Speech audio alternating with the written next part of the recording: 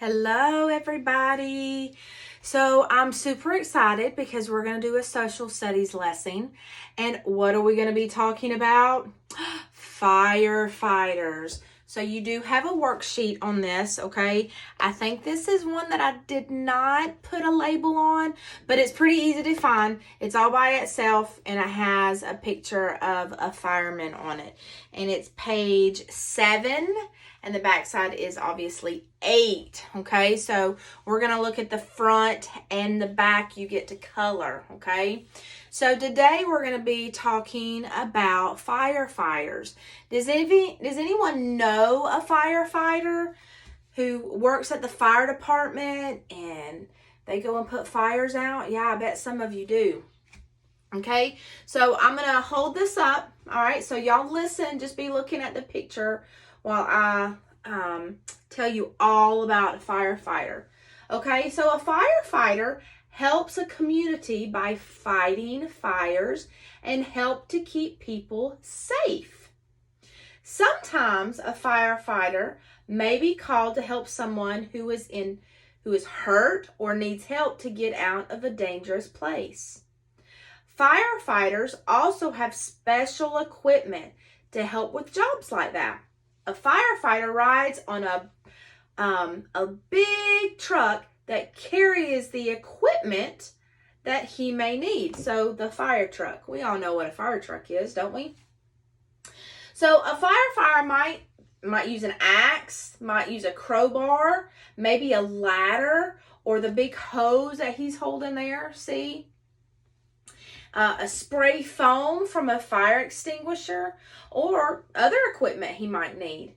So we can pray that God will keep the firefighters safe and that they will have wisdom and strength to do their job well.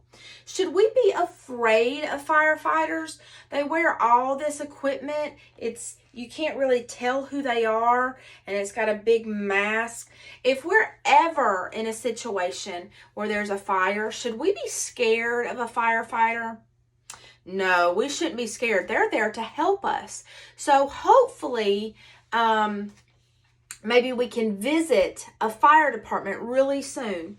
So that would be super fun. So they could show us the equipment and the kind of helmets they wear to keep them safe, because all these things, there's special clothing, a special jacket, and they have special pants that they wear, even shoes, to keep them safe. So firefighters, they have to study all the streets in our neighborhood. So in our community, they have to know all the streets, all the neighborhoods. Okay, so they know if there is a fire, how to get there the fastest way. So to help them travel, vehicles and traffic must move to the side so that they can get to their place very quickly. So if you're ever with your mom and dad or your grandparents or really anybody and you've seen a fire truck come by, what do? They move to the side so that fire truck can come through, because they need to get where they need to go really fast. So a firefighter may wear protective clothing like we talked about. And this is the air mask. It's oxygen to help them so they can breathe. And we don't need to be scared of those things. Firefighters often stay at the fire station all day and all night.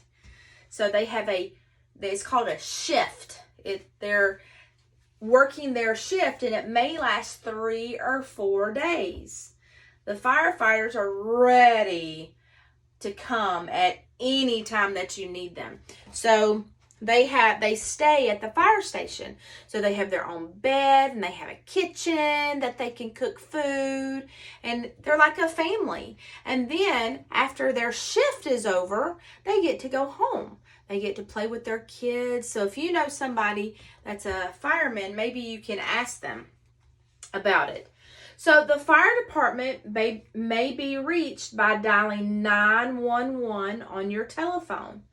This number should only be used in emergency. You do not call 911 if it's not an emergency, okay? If someone calls that number and does not need help, it could keep the firefighters from helping someone else who really does need their help.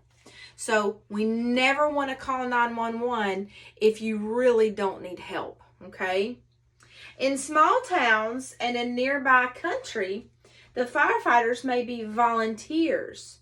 Although they don't get paid for what they do, they are ready to help whenever there is a fire. So when Miss Christy was a little girl, I lived in an area for a short while where the firemen, they didn't get paid. It wasn't their full-time job. They were volunteers. That means they did it just because they wanted to. And they wanted to help people. They didn't get any money for doing that. But now we have firemen that's their job. All right, so let's talk about some safety rules, okay? Should we ever play with matches or fire? No, we should never. So I know we've talked about this, but some of us, we like to go camping. We have campers. Miss Christy has a camper, and I love to build a fire and roast marshmallows and have s'mores. It's so fun, isn't it? But do we play in the fire? No, we never play in the fire. All right, so get out and stay out of a burning building. So if there's a building that's on fire, do we go run back in it? Oh no, we should never run back in it, okay? So what is a great idea is you and your family come up with a plan. Say, Miss Christy, I'm upstairs in my house, okay? And we actually have a fire plan. We have a ladder that if we're upstairs, we can put it out the window, okay? We have a roof where there's some windows that we can get out on the roof of the window, and it's easy to jump on the ground. We have fire extinguishers everywhere in the house. We also have smoke detectors in our house. So you know what? I might take you on a little field trip. Let's see. And I'll show you some smoke detectors that Miss Christy has in her house. Let's see if let me turn on the light here. Let's see. I'm going to try to... see, there's one right behind me. There's one right there. See it? That white thing right there. That is a smoke alarm. So if there's smoke, it'll start beeping real loud. And Miss Christy or Mr. Chad can say, "What's going on? What's going on?"